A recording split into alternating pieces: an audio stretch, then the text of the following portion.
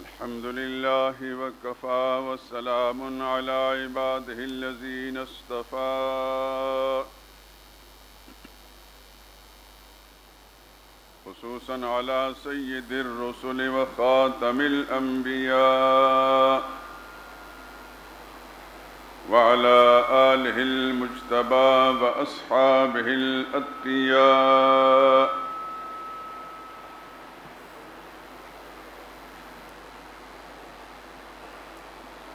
أما بعد فإن خير الحديث كتاب الله وخير الهدي هدي محمد صلى الله عليه وسلم وشر الأمور محدثاتها وكل محدثة بدعة وكل بدعة ضلالة وكل ضلالة في النار.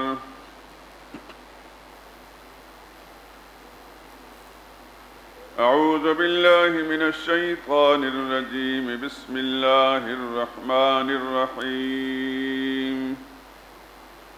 محمد رسول الله والذين معه أشداء على الكفار رحماء بينهم تراهم ركعا سجدا يبتغون فضلا من الله ورضوانا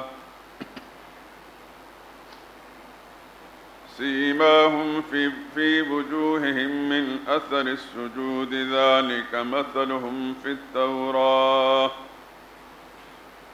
ومثلهم في الإنجيل كزرع أخرج شطأه فآزره فاستغلظ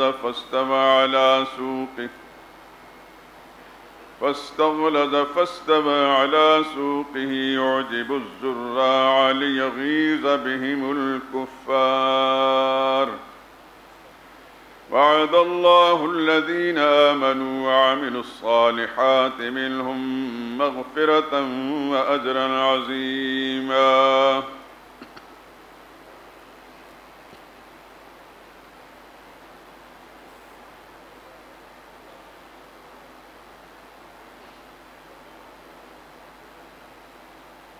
محمد صلی اللہ علیہ وسلم اللہ کے رسول ہیں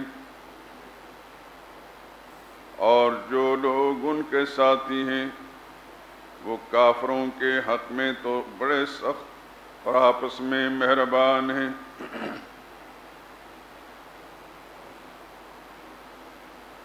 اے دیکھنے والے تو ان کو دیکھتا ہے کہ اللہ کے آگے جھکے ہوئے سر بسجود ہیں اور اللہ کا فضل اور اس کی رضا کے طلبگار ہیں. کثرت سجود کے اثر سے ان کی پیشانیوں پر نشان پڑے ہوئے ہیں. ان کے یہ اوصاف تورات میں لکھے ہیں اور انجیل میں ان کے اوصاف اس طرح ہیں وہ گویا ایک کھیتی ہیں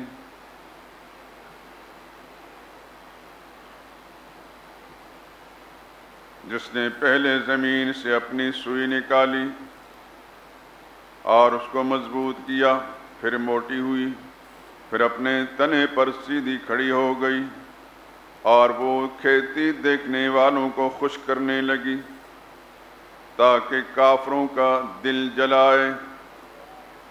جو لوگ ان میں سے ایمان والے اور اچھے کام کرنے والے ہیں ان سے اللہ نے گناہوں کی بخشش اور اجر عظیم کا وعدہ کیا ہے. قال رسول اللہ صلی اللہ علیہ وسلم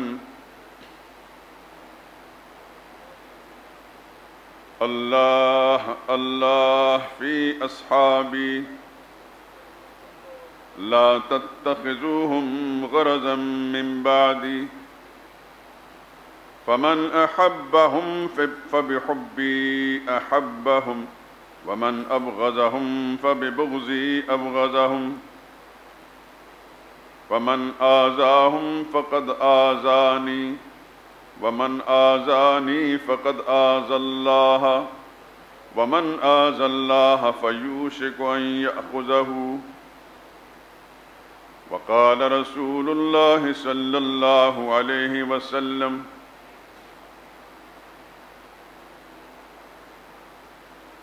لا تسبوا أصحابي ولو أن أحدكم أنفق مثل أحد ذهبا ما بلغ مد أحدهم ولا نصيفه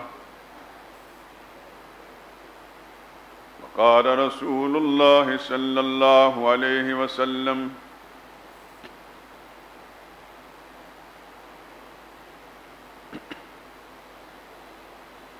إذا رأيت الذين يسبون أصحابي فقولوا لعنة الله على شركم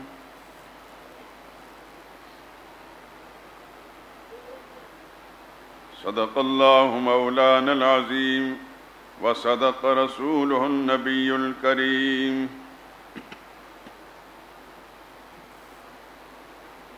بزرگان محترم، برادران عزیز، سب سے پہلے تو آپ حضرات کو نئے اسلامی سال کی مبارک ہو۔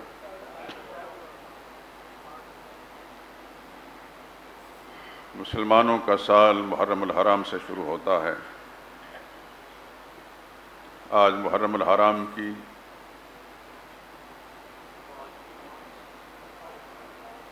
5 تاریخ ہے، اور یہ ان مہینوں میں سے ہے جو حرمت والے مہینے کہلاتے ہیں، ادب والے مہینے۔ سال کے 12 مہینے، ان میں سے 4 مہینے اللہ کے قرآن کے مطابق ادب والے مہینے ہیں۔ اربعۃ اشہر حرم، 3 تو لگاتار ہیں، ذی قعدہ، ذی الحج اور محرم، 11واں، 12واں اور پہلا مہینہ، اور ایک 7واں مہینہ ہے رجب المرجب۔ یہ وہ مہینے ہیں جن کا ادب و احترام زمانہ جاہلیت میں کفار مشرکین بھی ملوذ خاطر رکھتے تھے۔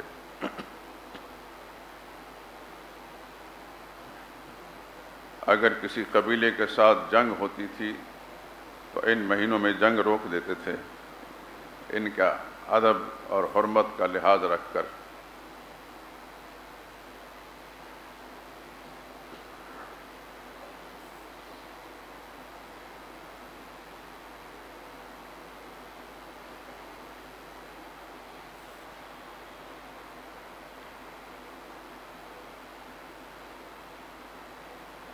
آپ حضرات اخبار میں ایک اشتہار جو کئی روز سے چھپ رہا ہے، عشرۂ فاروق حسین، اس اشتہار چھاپنے والے کا مقصد یقیناً نیک ہوگا، اور نیک نیتی کی بنا پر کوئی کام بھی کیا جائے اللہ کے ہاں اجر پاتا ہے۔ مگر میں یہ تھوڑا سا اس میں ترمیم کروں گا کہ یہ عشرۂ فاروق حسین نہیں، یہ عشرۂ اصحاب رسول ہے صلی اللہ علیہ وسلم۔ اور میں اس لیے عشرۂ اصحاب رسول کہتا ہوں، اگرچہ اصحاب رسول اس عشرے کے پابند نہیں ہیں، زندگی بھر کے لیے ہیں، لیکن اس عشرے میں خاص طور پر اصحاب رسول پر جو سب و شتم ہوتا ہے، جو تبرہ بازی کی جاتی ہے، دنیا میں اور کہیں ہے یا نہیں، لیکن پاکستان میں سب سے زیادہ ہوتی ہے، اور پوری سیکیورٹی کے ساتھ، پورے تحفظ کے ساتھ کھلی چھوٹ دی ہوئی ہے۔ ایسے حالات میں مسلمانوں کی، مبلغین کی، واعظین کی، خطباء کی ذمہ داری ہوتی ہے کہ اپنے مسلمان بھائیوں کو اللہ کی کتاب اور محمد مصطفیٰ صلی اللہ علیہ وسلم کی تعلیمات کی روشنی میں اصحاب رسول کی عظمت ان کے سامنے رکھیں، کہ اگر ایک طرف دشمن اصحاب رسول ان کے تابناک چہروں پر گندگی کے چھینٹے اڑانے کی کوشش کرتا ہے، تو کم از کم دوسری طرف سے اللہ کی کتاب اور پیغمبر صلی اللہ علیہ وسلم کی تعلیمات کی روشنی میں ان کا جو مرتبہ و مقام ہے وہ مسلمانوں کے سامنے رکھا جائے۔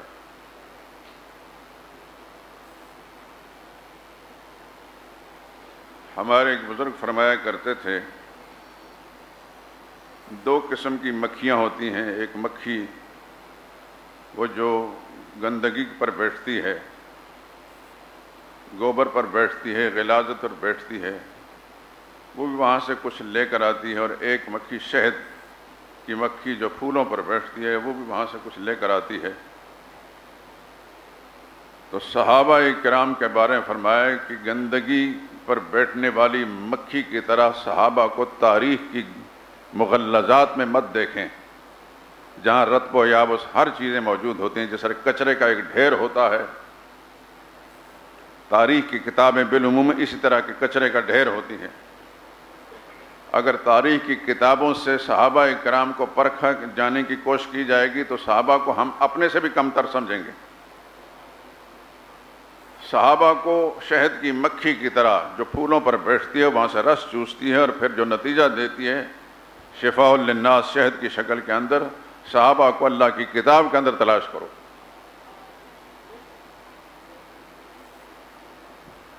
اور میری یہ بات آپ حضرات کو نہیں بھولی ہوگی یقیناً. ساری دنیا کی کتابیں، اگلی پچھلی تاریخ کی کتابیں یا کسی رائٹر کی لکھی ہوئی کتاب، کسی علامے کی لکھی ہوئی کتاب، کسی مفکر اور اسکالر کی لکھی ہوئی کتاب جس میں صحابہ کرام پر گندگی کے چھینٹے اڑائے گئے ہیں، اس کو جوتی سے ٹھکرا کر پھینکا جائے گا، اس کو آگ میں ڈالا جائے گا. اس سے ہمارے دین ایمان کو کوئی نقصان نہیں پہنچتا. لیکن قرآن کو اگر ہم چھوڑیں گے تو پھر اسلام اور دین کا کچھ باقی نہیں بچے گا. حق کا معیار، سچائی کو پرکھنے کا معیار سب سے پہلے اللہ کا قرآن ہے اور پھر محمد مصطفیٰ صلی اللہ علیہ وسلم کی پاکیزہ تعلیمات ہیں. ابھی جو سب سے پہلے میں نے آپ کے سامنے قرآن کی آیت پڑھی ہے، سورہ فتح کی آخری آیت، اور اس کے بعد رسول اللہ صلی اللہ علیہ وسلم کے 3 ارشادات گرامی پڑھے ہیں.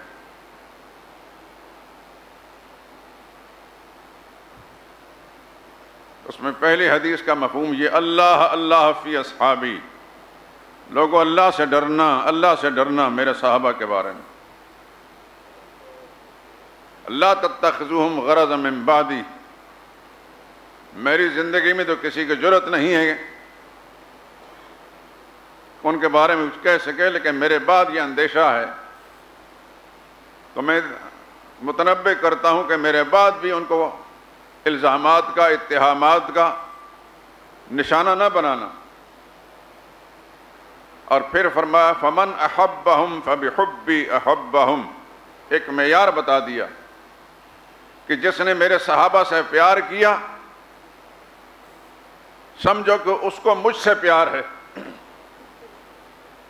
ومن ابغضہم فببغضی ابغضہم، اور جس نے میرے صحابہ سے بغض رکھا سمجھو کہ اس بدبخت کو مجھ سے بغض ہے.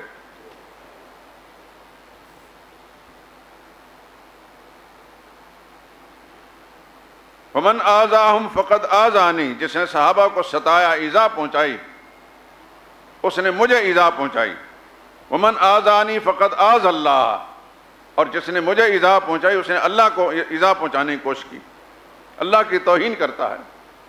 ومن آذ اللہ فیوشک ان یاخذہ، جو اللہ کی توہین کرتا ہے، اللہ کی گستاخی کرتا ہے، اللہ اس کو اپنے گرفت میں لے لے گا.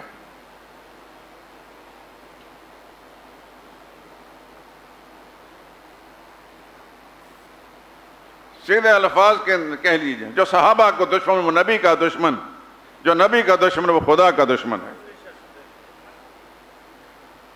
جو صحابہ سے پیار کرے وہ نبی سے پیار کرنے والے، جو نبی سے پیار کرتے وہ اللہ کا دوست ہے.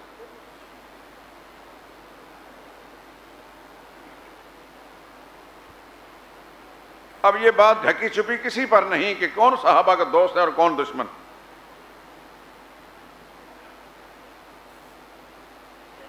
یہ دن بھی دیکھنے تھے کہ اسلام کے نام پر بنائے جانے والے ملک کے اندر محمد مصطفیٰ صلی اللہ علیہ وسلم کی توہین کرنا بھی بڑی آسان سی بات ہوگی، اور صحابہ کرام پر بدگوئی کرنے کی ہر ایک بدحواس کو کھلی چھٹی مل جائے گی.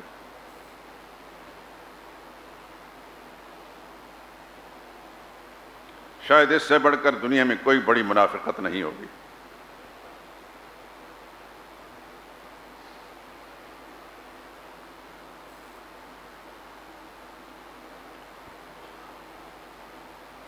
سرور کائنات صلی اللہ علیہ وسلم نے فرمایا میرے صحابہ کو برا نہ کہنا. غور سے سننا اس حدیث کو. لا تسبوا اصحابی. عربی گرامر کے لحاظ سے دو لفظوں کا میں معنی بتاتا ہوں، آپ حضرات بھی تحقیق کر لینا. جو یہ دونوں ہی لفظ اردو زبان میں لوگ استعمال کرتے ہیں. ایک لفظ ہے سب اور دوسرا ہے شتم.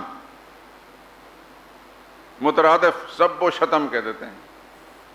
فلاں نے فلاں کو گالی دی، برا بھلا کہا، تو مختصر الفاظ میں کہتے ہیں فلاں سب و شتم کیا.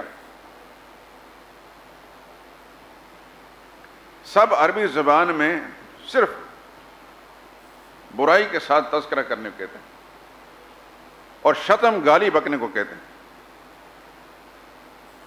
حضور نے فرمایا لا تسبوا اصحابی. گالی بکنا تو دور کی بنا، ادنا قسم کی برائی بھی نہیں کرنی، معمولی بدگوئی بھی میرے صحابہ کی نہیں کرنی. اور آگے عجیب بات ارشاد فرمائی فلو ان احدکم بالفرض، تم میں سے کوئی انسان بھی انفق مثل احد، احد پہاڑ جتنا سونا اللہ کی راہ میں خرچ کر ڈالے. احد پہاڑ جتنا سونا ہے، اتنا دنیا میں کسی کے پاس سونا. ساری دنیا کی حکومتیں مل کر بھی اپنا سونا جمع کر احد پہاڑ جتنا سونا ہے. آپ حضرات نے دیکھا ہے احد پہاڑ، جسے نہیں دیکھا اللہ اس کو دکھائے.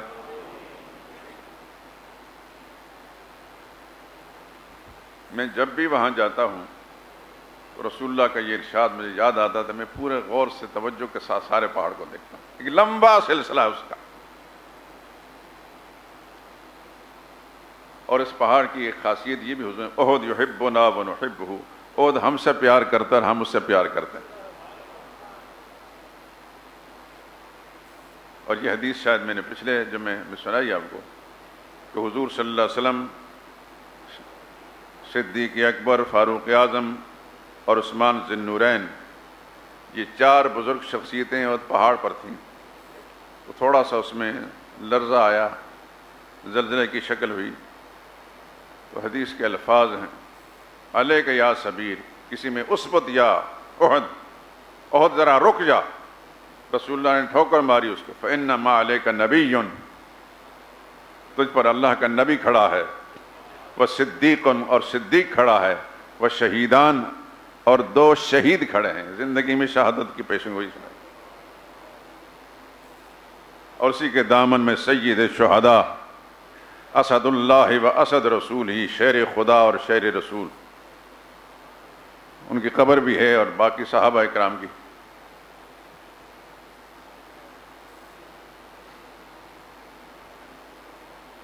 تو تم میں سے کوئی شخص احد پہاڑ جتنا سونا خرچ کر ڈالے، ما بلغ مد احدہم، اور اس کے مقابلے میں میرا ساتھی، میرا صحابی آد سیر.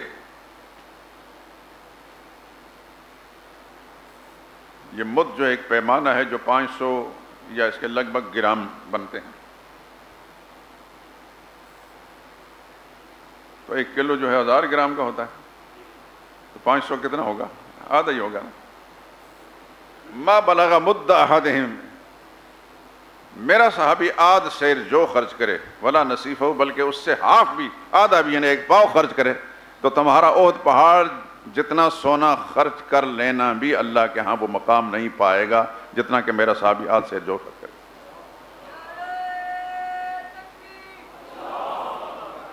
یہ جزاک اللہ. کبھی غور تو کیجئے، اللہ ہمارا بھی رب ہے، صحابہ کا بھی رب ہے.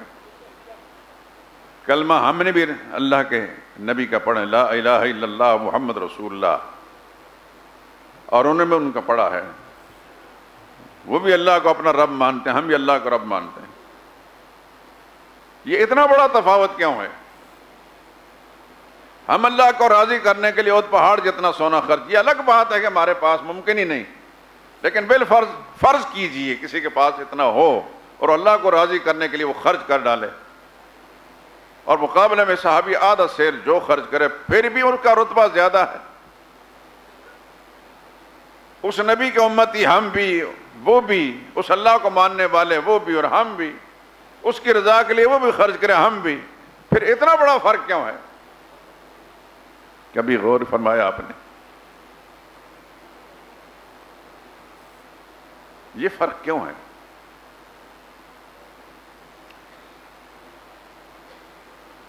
در حقیقت رسول اللہ صلی اللہ علیہ وسلم یہ سمجھانا چاہتے ہیں کہ یاد رکھنا مسلمانوں,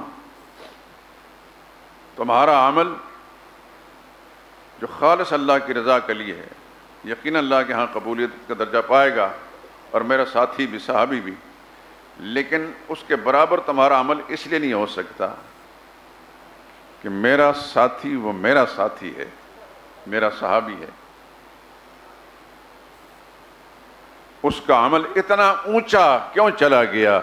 اس کو مجھ سے ڈائریکٹ نسبت ہے جو تمہیں نہیں ہے. ایک بزرگ فرمایا کرتے تھے, جو مجھے بہت طالب علمی کے زمانے کی بات اور مجھے بڑی اچھی لگی اور میرے دل میں بیٹھ گئی, میں کہا کرتا ہوں کہ ساری دنیا کے لوگ, ساری دنیا کے امتی, ان کے جو خواص ہیں, جو عوام ہیں, جو علماء ہیں, جو صوفیاء ہیں, جو اولیاء ہیں, جو محدثین ہیں, مفسرین ہیں, سارے کے سارے جتنے بھی اعلیٰ اور ادنا, ان کو تولنا ہے تو عمل کے ترازو میں تولا جائے گا, لیکن صحابہ کو تولنا ہے تو نبی کی نسبت کے ترازو میں تولا جائے گا. تو نبی کے ساتھ جو ڈائریکٹ نسبت ہے اس کی وجہ سے ان کا چھوٹا عمل بھی ساری امت سے بڑھ کر گیا. اب کو گنجائش رہ جاتی ہے کسی مسلمان کے پاس صحابہ کرام کے بارے میں ذرا بھی ایسی لب کشائی کرے جس میں سوء ظنی, بدگمانی یا کوئی توہین گستاخی کا پہلو نکلتا. اور ایک بات کہتا ہوں میرے دوستو, اپنے اپنے دل کو ٹٹولیے. میں تو اپنے دل کو ٹٹول کر کہہ رہا ہوں, اور اب نہیں, مدتوں پہلے ٹٹولا ہوا. ہر شخص کو اپنے ماں باپ سے پیار ہوتا ہے اگر شریف انسان ہے. ہر شخص کو اپنی بیوی بچوں سے پیار ہوتا ہے, اپنے بہن بھائیوں سے پیار ہوتا ہے, حتیٰ کہ شریف النسب لوگ اپنے احباب دوستوں سے پیار کرتے ہیں. دوغلے نہیں ہوتے, کسی سے ہنس کر اگر بولتے ہیں, دوست کہتے ہیں, تو ظاہر باطن میں دوست ہی ہوتا ہے. اور وہ آدمی منافق ہے جو ظاہر میں دوستی جتلائے اور پس پردہ جو اس کی بدگوئی کرے. مجھے ایسا انسان بدتر لگتا ہے. میری عادت ہے کہ جس آدمی سے دلی طور پر میں ناراض ہوں, میں اس کو ملتا بھی نہیں, کیونکہ یہ منافقت مجھ سے نہیں ہوتی. اور جس کو ملتا ہوں تو دل کو کھول کر ملتا ہوں, پھر اس کے بارے میں دل میں بغض نہیں رکھتا. یہ میرے نبی کی تعلیم ہے صلی اللہ علیہ وسلم. تو پیار تمام رشتوں کے ساتھ ہوتا ہے, لیکن جو نبی کے ساتھیوں کے ساتھ ہمیں تعلق ہے, دل کو ٹٹول کر پوچھیں اپنے دل سے, کیا مجھے اپنی ماں اور باپ سے جو پیار ہے نبی کے ساتھیوں کے ساتھ اتنا ہے یا کم ہے یا زیادہ ہے؟ سوچ کر. زیادہ ہونا چاہیے, کیونکہ نبی کی نسبت کا معاملہ ہے. نبی سے پیار زیادہ ہے تو پھر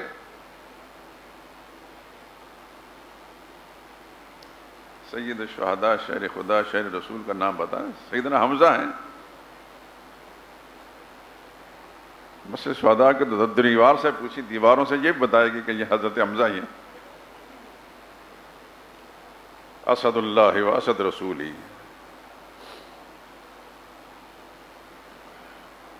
اور اگر یہ کیفیت ہے دل و دماغ کی, اس پر خدا کا شکر ادا کریں کہ ایمان سلامت ہے. اعمال کی کمی بیشی اللہ نظر انداز فرما دیں گے، ایمان کی خرابی کو اللہ پاک معاف نہیں کریں گے۔ اور ابھی آپ حدیث سن چکے ہیں کہ جسے صحابہ سے پیار ہے اس کو مجھ سے پیار ہے، جسے صحابہ سے بغض ہے اس بدبخت کو مجھ سے بغض ہے، میرے ساتھی اس لیے اچھا نہیں لگتا۔ سوچئے کہ جسے اللہ کے نبی کے ساتھ دشمنی عداوت ہے، اس سے بڑا بد نصیب اس دھرتی پر کوئی ہے؟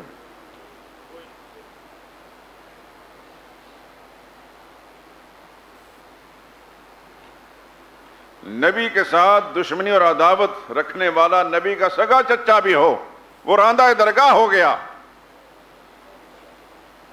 اس کی مذمت اللہ نے قرآن کریم میں اس طرح بیان فرمایا کہ قیامت تک کے لیے جب بھی کوئی مسلمان قرآن پڑھے گا تبت یدا ابی لہب کہہ کر اس کی مذمت کرے گا، اس کے لیے بد دعا کرے گا۔ سبب یہ ہے نبی کے ساتھ دشمنی تھی۔